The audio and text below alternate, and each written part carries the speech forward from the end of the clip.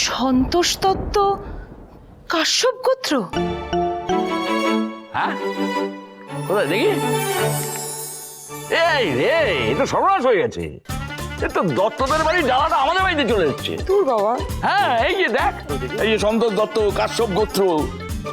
এটা কি হয়েছে বলতো? আমার যা মনে হয় ওই বাসের বাঙ্কের উপরে ছিল তো, ওই তখনই পাল্টাপাল্টি হয়ে গেছে। সেরেছে, তাহলে তো আমাদেরটা নিয়ে আসতে হবে। হ্যাঁ, মা তুমি ডালাটা দাও, আমি চেঞ্জ করে নিয়ে আসছি। না না বাবান, কোনো দরকার নাই। ওই দত্ত বাড়িতে আবার কেন যেতে যাবি?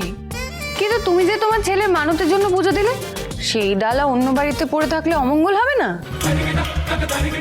খবরদার ঝাপি, একদম ঠাকুর দেবতা নিয়ে আমাকে ভয় দেখাতে আসবি না।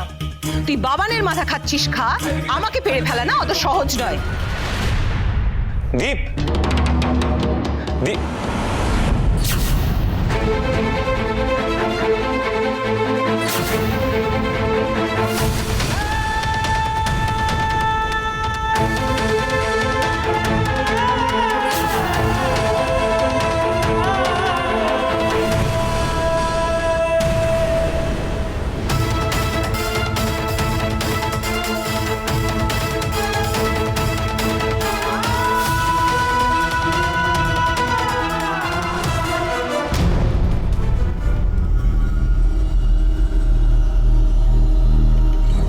ডালাটা এক্সচেঞ্জ হয়ে গেছিল। ভেতরে আয়।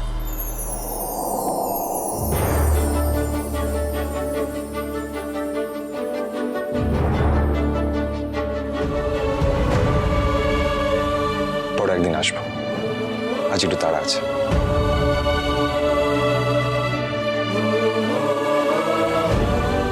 ডালাটা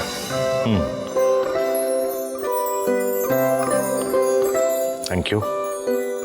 আসি। দরজা থেকে চলে যাবি? ভেতরে এলেই তো পারতিস।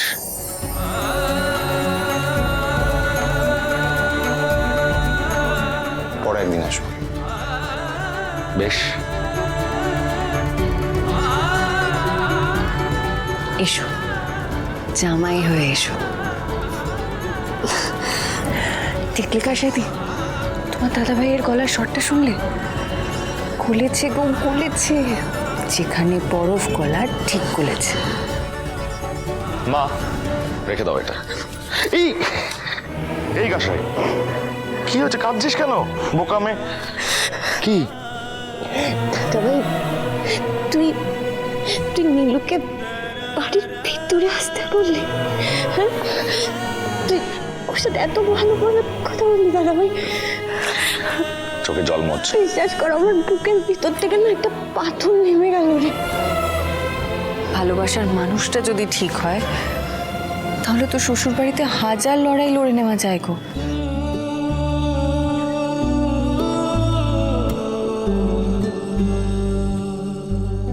ওদের সম্পর্কটা মেনে নাও না গো। এতদিন তো দুই বাড়ির ঝামেলার একটা কারণ ছিল, এবার তো সেই ঝামেলা মেটানোর একটা কারণ আছে। এই দাদা ভাই, রাজি হয়ে যা না রে। তুই তো আমাকে বুঝিস, বল আমার ভালোবাসিস তো, তুই রাজি হয়ে যা না দাদা ভাই। ভালো তো বাসি কাশা, এটা নিয়ে কোনো প্রশ্নও থাকতে পারে, কিন্তু হুট করে তো কোনো সিদ্ধান্ত নেওয়া যায় না। না, আমি ভেবে দেখছি আমি কি করতে পারি, ভেবে দেখছি।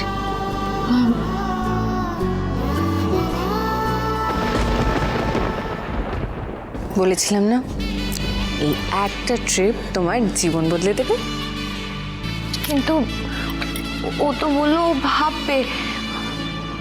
ভাববে তারপর রাজি হবে। কি করে কি হবে আমি তো কিছু বুঝতে পারছি না। যাবি আস্তে আস্তে, শান্ত হও।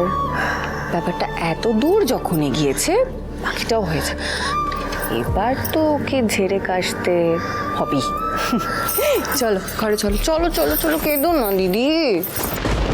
না না না, এটা আমি কিছুতেই হতে দেব না। বাবানের কথা শুনে মনে হলো ও নিমরাজি হয়েই আছে, আর উনি তো ছেলে অন্ত প্রাণ। সবাইকে রাজি করিয়ে ঝাঁপি যদি একবার নীলুর সঙ্গে কাঁসাই বিয়েটা দিয়ে দেয়, তাহলে আর ঝাঁপিকে পাই কে?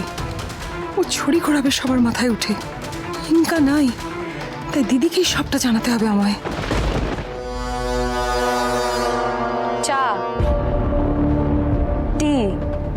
রেডি, খাবেন? না, ওকে, নো প্রবলেম, আমিই খাচ্ছি।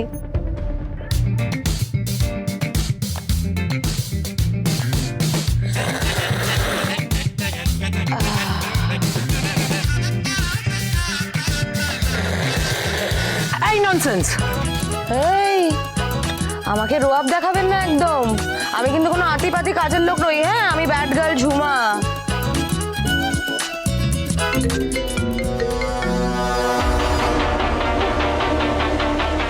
হ্যাঁ বলুন।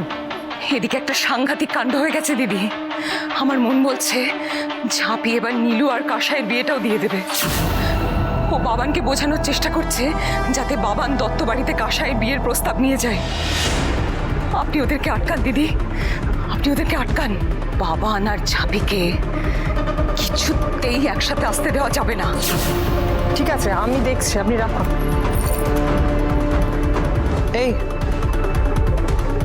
কি বেশি হাব ভাব না দেখিয়ে একটা কাজ করতে পারবে? কি?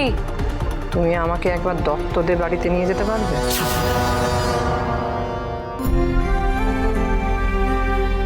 তুমি নিজের বুকে হাত রেখে বলো তো, নীলুদা কাসাইদের যোগ্য নয়? ও আমায় খুব আগলে রাখবে, খুব ভালোবাসে ও আমায়। কিছু ভাবলে? কি গো, কিছু ভাবলে? না, এখনো কিছু ভাবিনি। আর কবে ভাববে? এভাবে তো দিন গড়িয়ে যাচ্ছে। তুমি বাবার সাথে কথা বলবে না? বাবার সঙ্গে কথা বলা তো ইজি না, তোকে সেটা বুঝতে হবে ঝাঁপি। তুমি তো নিজে রাজি হয়ে গেছো বলো, তারপরে কথাটা বলবে না?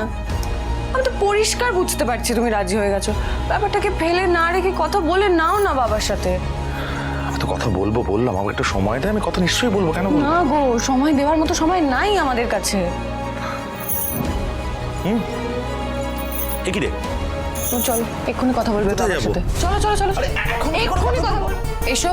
এরকম ভাবে আরে এসো না। পরেও তো আমি বাবা, তোমার ছেলে তোমার সাথে কিছু কথা বলতে চায়। তা আমার ছেলে আমার সাথে কথা বলতে চায়, তুই হাত ধরে টেনে নিয়ে আসলি কেন? ও বলতে চায় কিন্তু তোমায় বলতে পারছে না, তাই জন্য আমাকেই ওকে এখানে নিয়ে আসতে হলো। প্লিজ বলো না বাবাকে। বাবা, এটা তাড়াহুড়ো করে বলার বিষয় নয়, তোমাকে ধীরে সুস্থে বলতাম আমি। আমি তো বললাম আমাদের হাতে সময় নাই। বাবা, তোমার ছেলে মনে মনে ঠিক করে নিয়েছে যে ও নীলুদার সঙ্গে কাসাইদের বিয়ে দিতে চায়।